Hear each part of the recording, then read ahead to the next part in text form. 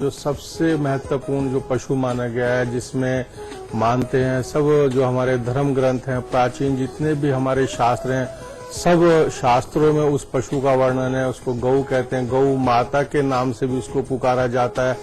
33 करोड़ भाषा भेद से कहीं कहीं 36 करोड़, दोनों में भाषांतर है, तो उसमें 36 या 33 करोड़ देवी देवताओं का उसके अंदर वास होता है। उसके शरीर से जो निकला हुआ अवयव है, द्रव्य है, वो भी बहुत शुभ माने जाते हैं। उसका जो मूत्र तक है वो गंगा जल के समान पवित्र माना जाता है। तो गौ हमारे जीवन का, हमारे वैदिक संस्कृति का सबसे महत्वपूर्ण पशु माना जाता है। और यह इतना अलौकिक है कि देवता लोग भी इसकी सेवा करने के लिए भगवान नारायण ने कृष्ण का अवतरण लिया इसकी गौ की सेवा के लिए। जी हाँ, साफ तौर से जीवन की दिनचर्या में गाय बहुत अहम भूमिका निभाती है।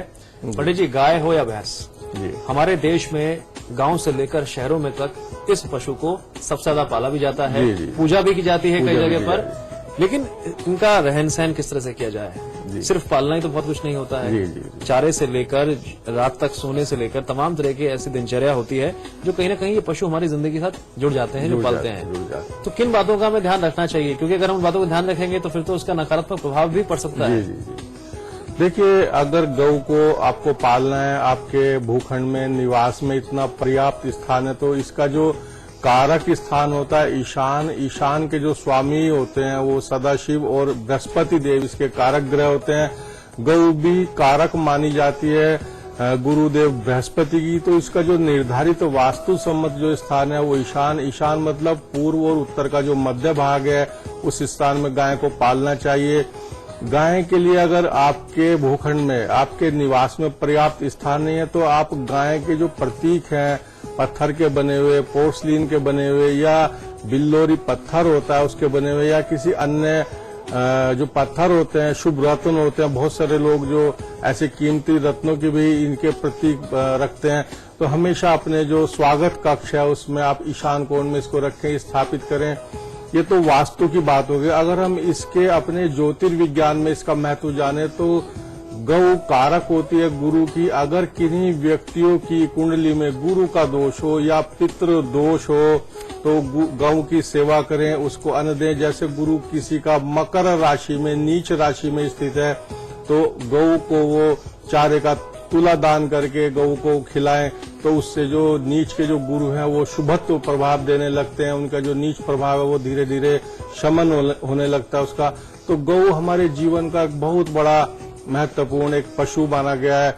इसके बहुत सारे ऐसे प्रयोग हैं जो आप उनको कर सकते हैं, और अपने ज्योतिर्विज्ञान, वास्तु विज्ञान में जो अकारक तत्व हैं, जो हानिकारक तत्व हैं, उनका आप शमन कर सकते हैं। जी पंडित जी हमारे साथ कॉलर जुड़ गए हैं रीना गाजियाबाद से। जी राना जी, अपना सवाल पूछिए। जी गुरुजी प्रणाम। जी प्रणाम। गुरुजी, मैं ये जानना चाहती थी कि घर में मैंने जैसे खरगोश पाले हुए हैं, तो क्या उन्हें हमेशा जोड़े में पालना चाहिए? क्योंकि मैंने वैसे तो एक ही पाला हुआ है, लेकिन अगर क्या मुझे उन्हें जोड़े में पालना चाहिए? और कोई मतलब पर्टिकुलर कोई स्थान होना चाहिए उनके लिए पालने के लिए, या फिर उन्हें, क्योंकि वो तो इधर उधर घूमते रहते हैं, उनके लिए कोई जगह नहीं है ऐसे, तो कोई जगह भी होनी चाहिए उनके लिए? आपने बहुत अच्छा ये प्रश्न किया है। खरगोश को हमारे जो शास्त्रों में अगर देखें तो वो जोड़े से ही पालना चाहिए, अकेला खरगोश नहीं पालना चाहिए। और खरगोश कारक होता है चंद्रमा का, तो इसका निर्धारित स्थल भी हमारे वास्तु विज्ञान में उत्तर और पश्चिम की दिशा वायव्य कोण कहलाता है, उस स्थान में इसको पालना चाहिए। अगर आपके निवास स्थान में उसको पालने के लिए पर्याप्त स्थान नहीं है, स्थान का अभाव है, तो आप इसके प्रतीक भी रख सकते हैं, पत्थर के, किसी पोर्सलिन के, या जो बिल्लोरी पत्थर होते हैं उसके बने हुए प्रतीक भी रख सकते हैं। इसके चित्र भी लगा सकते हैं। तो चंद्रमा को यह उदित करता है। चंद्रमा आपका कुंडली में अकारक है, चौथे स्थान में बैठा हुआ है, या अपनी नीच राशि वृश्चिक राशि में यदि आपका चंद्रमा है और आप खरगोश पालते हैं, तो वो चंद्रमा धीरे धीरे उदित होने लगता है। उसके जो कुप्रभाव हैं आपके लगन कुंडली के अंतर्गत वो समाप्त होते हैं। और वास्तु की अगर बात करें तो वायव्य कोण भी उदित होने लगता है, चंद्रमा का प्रभाव बढ़ने लगता है। तो खरगोश को पालना, उसके प्रतीक लगाना हमारे ज्योतिर्विज्ञान, वास्तु विज्ञान में बहुत शुभ माना जाता है। जी गाजियाबाद से रणवीर जुड़ गए हमारे साथ। जी रणवीर जी, अपना सवाल पूछिए। पंडित जी प्रणाम। जी प्रणाम। पंडित जी मेरे को ना डॉग पालने का बहुत शौक है, लेकिन जब भी पालता हूँ बीमार हो जाता है, मतलब कुछ ना कुछ उसमें प्रॉब्लम चलती रहती है। जी देखिए भैया, आपकी कुंडली में कहीं ना कहीं जो शनि देव हैं वो दूषित होके बैठे हुए हैं, तो शनि का दूषित होना कुत्तों को बीमार करता है या कुत्ते जल्दी जल्दी मर जाते हैं। तो उसके लिए आप क्या कर सकते हैं, जो बाहर के कुत्ते हैं उनकी आप सेवा कर सकते हैं, उनको कुछ अन्न या दूध दे सकते हैं, खाने पीने की वस्तु भी आप दे सकते हैं, या 3 मिट्टी के कुत्ते आप अपने जो स्वागत कक्ष है या बेडरूम है उसमें आप दक्षिण कोण में स्थापित कर सकते हैं। काले सफेद कुत्ते जिनका मुख दरवाजे की ओर हो, ऐसा प्रयोग करने से आपके कुत्ते बीमार नहीं होंगे, जल्दी जल्दी मरेंगे नहीं, पूर्ण आयु होने पे उनका जीवन शांत होगा। शनि भी उदित होता है इस प्रयोग से। जी यह साफ तौर से आपके जहन में भी सवाल आ रहे हैं, तो उन सवालों का जवाब पाने के लिए तुरंत हमें कॉल कीजिए। पंडित जी, जो पशुओं की प्रवृत्ति होती है जी वो इतनी लाजवाब और बेहतरीन होती है, इतनी उसमें चीजें होती हैं कि उसका वर्णन एक श्लोक में भी किया गया है। काक चेष्टा बगुल ध्यानम स्वान निद्रा तथैव च अल्पहारी गृह त्यागी विद्यार्थी पंच लक्षणम। ये कुत्ते के बारे में, कौवे के बारे में जी जी। और विद्यार्थी के लिए जो सूत्र आपने पढ़ा है, श्लोक जी, पढ़ा है, ये उस विद्यार्थी के लिए जो जीवन में भविष्य में बहुत उन्नतिशील होना चाहते हैं। तो उन्होंने बताया कि जो स्वान है, कुत्ता है, उसके जैसी आपकी निंद्रा होनी चाहिए और कौवे जैसी आपकी चेष्टा इस होनी बात में चाहिए। इसलिए आ रहा था क्योंकि अगर गाय के बाद कोई दूसरा पशु है जिसे लोग सबसे ज्यादा पालते हैं जी तो वो कुत्ता ही होता है। जी जी अब कुत्ते को पालते हैं तो उसके जीवन का भी क्या कहते हैं कहीं ना कहीं प्रभाव पड़ता है, कुंडली पर भी, वास्तु पर भी, क्योंकि मेरे ख्याल से एक कुत्ता ऐसा जानवर है जो घर में सबसे ज्यादा घूमता है। जी अगर हम सभी श्रेणियों को में शामिल करें सभी जानवरों को तो कुत्ता ऐसा जानवर होता है, तो ध्यान रखने वाली बातें तो और भी ज्यादा हो जाती हैं। जी कुत्ते का पालना हमारे ज्योतिर्विज्ञान वास्तु विज्ञान में बहुत शुभ माना जाता है। आदि काल से ही कुत्ते को रखना, आपने कथा सुनी होगी जब धर्मराज युधिष्ठिर के जो हैं वो आप स्वर्गारोहण के लिए गए तो उनके साथ भी धर्मराज के प्रति कुत्ता गया था। तो कुत्ते को पालना बहुत शुभ माना जाता है। कुत्ता जो है, अगर आप चाइनीज उसके अंदर देखें, फेंग शुई के अंतर्गत भी, तो कुत्ता उसको कहते हैं गार्डन का शेर, यानी गार्डन का लॉयन, बगीचे का शेर उसको माना जाता है। कुत्ता बहुत शुभ होता है, घर की सुरक्षा भी होती है, घर की सुरक्षा भी होती है। शनि और यम का ये कारक माना जाता है, और बटुक भारा में उनका प्रतीक भी माना जाता है। तो इसको अन्न देने से, इसको दूध इत्यादि देने से, तो क्या उनके जो शनि के दुष्प्रभाव होते हैं, केतु के दुष्प्रभाव होते हैं, उनका शमन होने लगता है।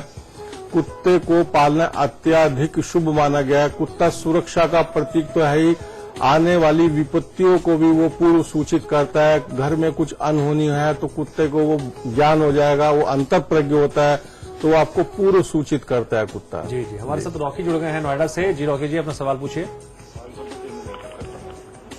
हेलो जी जी, अपना सवाल पूछिए। हाँ पंडित जी प्रणाम। जी प्रणाम। पंडित जी मैं अभी मैंने कुछ तोते पाल रखे हैं जी तो क्या वो ठीक है मेरे लिए? तोते पालना भैया हमारे शास्त्र में बड़ा अशुभ माना गया है, उसको निषेध भी किया गया है। शुक्र कहते हैं इसको, शुक्र का कारक होता है। इसके आप प्रतीक लगा सकते हैं। तोता वाणी का भी कारक होता है। अगर इसके आप प्रतीक लगाएं, पोर्सिलिन के बने हुए या किसी चीनी मिट्टी के बने हुए, ग्लास के बने हुए, तो वो बहुत शुभ होता है। इसको आप उत्तर दिशा में भी स्थापित कर सकते हैं। इसको आप आग्नेय कोण में भी रख सकते हैं, क्योंकि शुक्र का प्रतीक होता है उत्तर, पूर्व और दक्षिण का मध्य भाग आग्नेय कोण कहलाता है। उसमें इसके आप प्रतीक लगा सकते हैं, पर इसको वास्तविक रूप से पालना अशुभ माना जाता है। वैवाहिक जीवन को ये नष्ट करता माफी है। चाहूंगा आपको रोकने के लिए, लेकिन एक दिलचस्पी मेरी बढ़ गई है समझने के लिए कि आपने कहा कि तोते को पालना बड़ा शुभ माना जाता है। जी लेकिन जो तोते की जो प्रवृत्ति होती है उस प्रवृत्ति को लोग बड़ा पसंद करते हैं। जो हम बोलते हैं उसको रिपीट करता है, वही बोलता है। तो उसकी इस आदत के तहत लोग तोते को पालना तोते को बहुत पालते हैं। शौक रखते हैं। जी। तो क्या आप दर्शकों से ये कहना चाहते हैं कि किन्हीं भी सूरत हालों में अपने शौक पर काबू रखें बिल्कुल, और बिल्कुल। तोते को बिल्कुल ना पालें? बिल्कुल, आप बिल्कुल ठीक कह रहे हैं। तोता पालना हमारे जो धर्म शास्त्र हैं उसमें निषेध किया गया है। जी जी। तो उससे क्या होता है, उन व्यक्तियों का वैवाहिक जीवन खराब करता है। अगर आपके किसी परिचित या ऐसे व्यक्ति ने तोता पाला है तो आप उसका अध्ययन करें तो उनकी जो एक संतति होती है वो बंध्या तक हो जाती है। फिर सवाल ये उठता है कि जिनको पक्षी पालने का शौक है जी। वो कौन से पक्षियों को पाल सकते हैं घर में? बहुत सारे हैं, जैसे कबूतर हो गया, उसको पाल सकते हैं। देखिए, पक्षियों को तो किसी को भी पालना नहीं चाहिए। अगर देखें तो उनका एक तरह से वो कैद में चले जाते हैं। अगर आपको कोई इस तरह बंधन करे तो आपको कैसा लगेगा। तो पक्षियों के अतिरिक्त आप क्या कर सकते हैं, पालने के अतिरिक्त उनके प्रतीक चित्र आप लगा सकते हैं। वो भी प्राय वैसे ही आपको लाभ करेंगे, वैसे ही उन कारक तत्वों का उदय होगा, उनके जो शुभ ग्रह हैं वो प्रभावित होंगे। तो उससे अच्छा होता है कि आप उनके जो प्रतीक हैं, चिन्ह हैं या उनके जो चित्र हैं वो उस स्थान पे स्थापित करें जहाँ के वो उनका जो वास्तु के अंतर्गत उनका निर्धारित स्थल होता है। जी चलिए पंडित जी, एक और दिलचस्प बात मुझे याद आई कि जब हम स्कूल या कॉलेज में वो करते थे तो कई जानवरों की सवारी करके बड़ा मजा आता था। ऊंट हो गए जी और आपका हाथी हो गया, इन जानवरों को जब हम सवारी करते तो बड़ा मजा आता था। लेकिन कुछ लोग हैं जो इन जानवरों को पालते भी हैं। जी जी ये चर्चा हम जारी रखेंगे लेकिन एक छोटे से ब्रेक के बाद।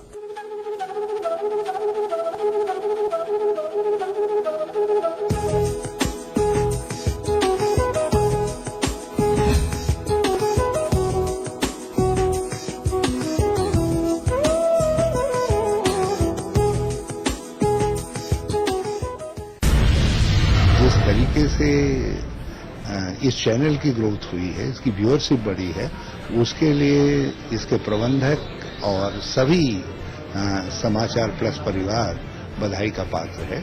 और हमें खुशी इस बात की है कि इस चैनल ने उत्तराखंड को राष्ट्रीय परिदृश्य में जोड़ने का काम किया है।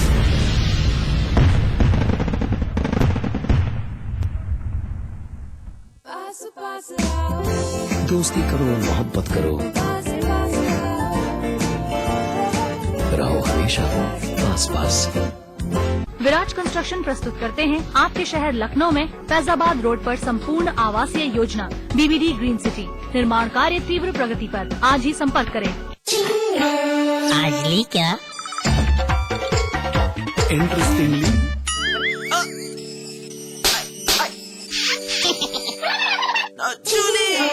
Refreshing mini gums. आज ली क्या?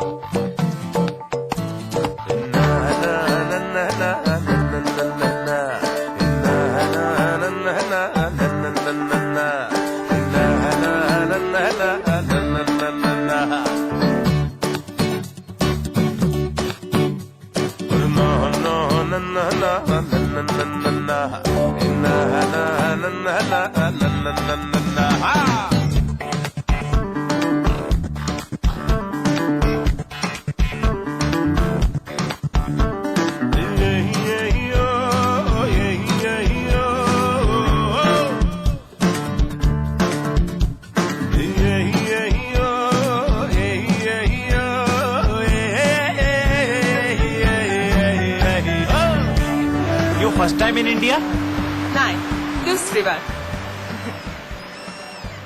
India, incredible India.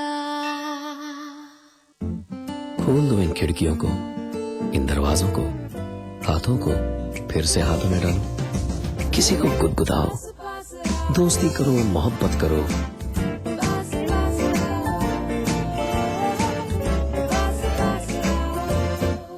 गले मिलो, आंख मिलाओ, किसी को अपना बनाओ, ताया ताई, मौसा मौसी, सबसे प्यार करो, रहो हमेशा पास पास।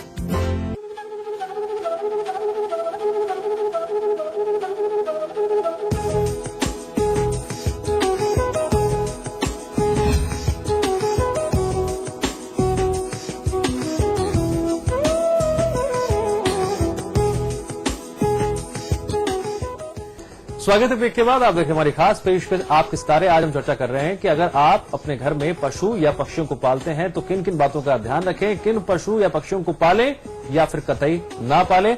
हमारे साथ स्टूडियो में लगातार मौजूद है खास मेहमान पंडित दिवाकर शर्मा जी। पंडित जी, हम बात कर रहे थे उन पशुओं की जिनकी सवारी करने में बड़ा लुत्फ आता है।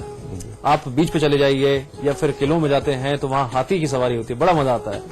लेकिन जब यही पशु सवारी न बनकर आपके पालतू जानवर बन जाते हैं और घर में रहते हैं, भाई हैं कई लोग जो बड़े बड़े जानवरों को पालते हैं, क्या असर पड़ेगा उसका? देखिए, सवारी करना हमारे शास्त्रों में शुभ माना गया है। पालना एक अलग चीज हो गई, सवारी करना एक उसकी अलग चीज हो गई। अगर हाथी को देखें तो वर्तमान समय में जो वन्य जीव संरक्षण अधिनियम है उसमें वो पूर्णतः प्रतिबंधित पशु है। हाथी को पालना भी कानूनी अपराध है। जो पुराना